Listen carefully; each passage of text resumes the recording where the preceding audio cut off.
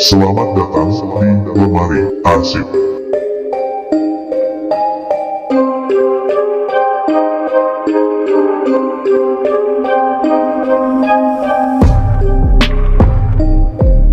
Kali ini, saya akan membahas salah satu arsip dari sebuah kisah nyata yang di luar nalar. Tapi sebelum lanjut ke pembahasan, jangan lupa untuk subscribe dan juga like untuk lebih membangun channel ini. Serta coretkan komentar positif kalian, biar kita bisa berbagi pendapat. Tanpa banyak kata-kata lagi, siapkan jiwa, mental, serta batin kalian, dan mari kita buka arsipnya.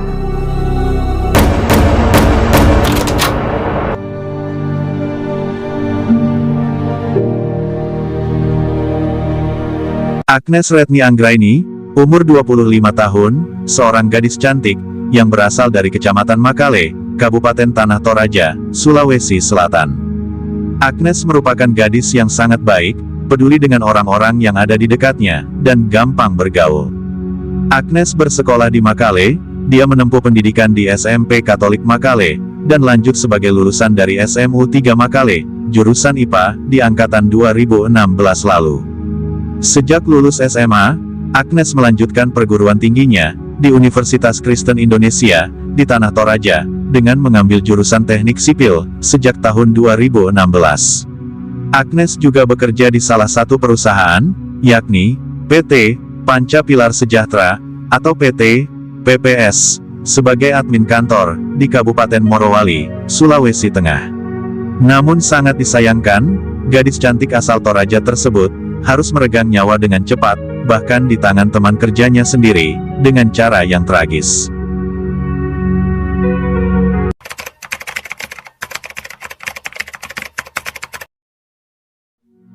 Mayat Agnes, pertama kali ditemukan oleh kerabat korban, pada hari Sabtu, tanggal 13 Mei tahun 2023, pada pukul 9:40 malam. Korban ditemukan di mes karyawan kantor tempat korban bekerja, di Desa Bahodopi, Kecamatan Bahodopi, Morowali. Saat ditemukan, korban dalam keadaan, kedua tangan terikat, kedua kaki terikat, dan kepala terbungkus kain. Korban menggunakan kaos warna biru, celana hitam, dan kepala yang bersimbah darah, serta wajah korban juga terluka. Dengan perasaan panik, kerabat korban langsung menghubungi pihak berwajib. Dan tidak butuh waktu lama, pada sekitar pukul 10 malam, pihak kepolisian telah berada di tempat kejadian perkara, TKP.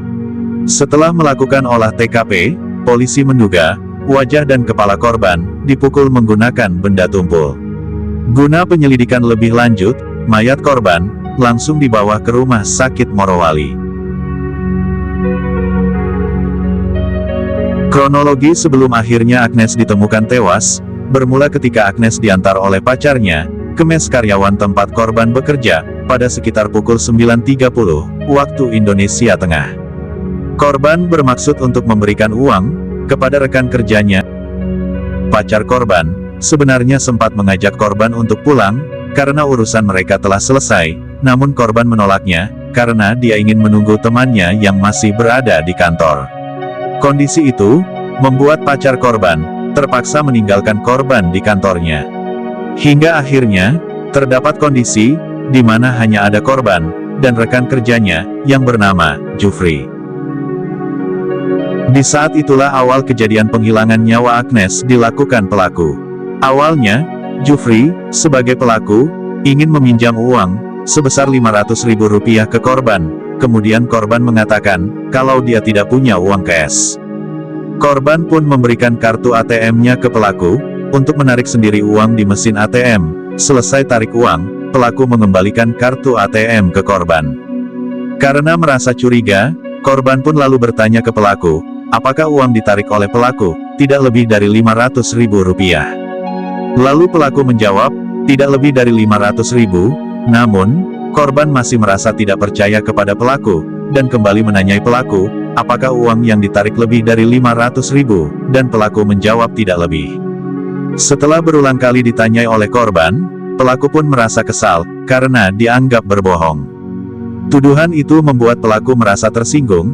Saat itu, pelaku dan korban pun akhirnya terlibat cekcok, adu mulut, tanpa disadari, mereka berdua pun saling dorong. Saat terjatuh, korban langsung meminta tolong dengan cara berteriak. Teriakan itu rupanya membuat pelaku langsung panik, jadi, pelaku kemudian menutup kepala korban, dan memukul kepala korban berulang kali, memakai batu, sampai kepala korban bersimbah darah. Setelah memukul kepala korban, pelaku lalu mengikat tangan dan kaki korban. Lalu pelaku kabur, setelah menghabisi nyawa gadis cantik itu, dengan menggunakan batu. Setelah melakukan penyelidikan, dan pemeriksaan para saksi, polisi akhirnya mengidentifikasi Jufri sebagai pelaku.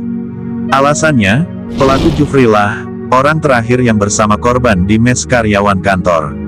Pihak kepolisian lalu berkoordinasi dengan manajer operasional PT PPS tempat korban dan pelaku bekerja. Manajer operasional PT PPS diminta memanggil pelaku untuk bertemu di warung kopi.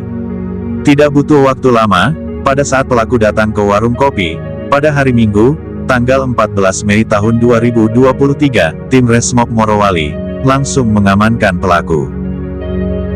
Saat perjalanan menuju Polres, pelaku sempat ingin mengelabui polisi. Pelaku meminta singgah untuk buang air kecil, namun ternyata pelaku kabur saat turun dari mobil.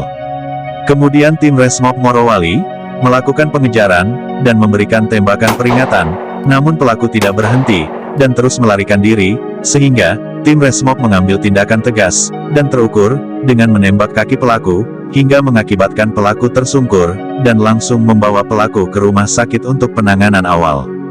Setelah mendapat perawatan, pelaku lantas dibawa ke Polres Morowali untuk diperiksa dan mempertanggungjawabkan perbuatannya. Dan dari hasil interogasi, pelaku mengakui telah membunuh korban.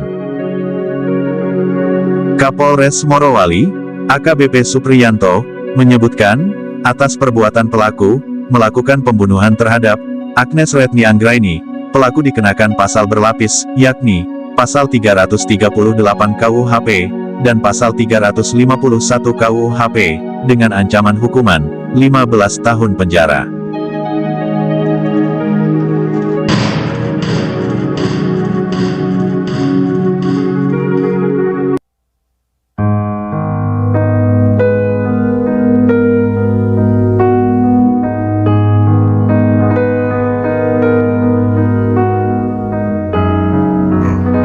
Salah satu arsip yang telah kita bahas kali ini.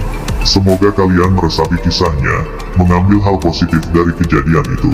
Tetap berhati-hati, tetap waspada, jaga diri kalian, cermat dalam memilih, karena tindak kejahatan tidak mengenal siapa kalian, dan kapan akan terjadi.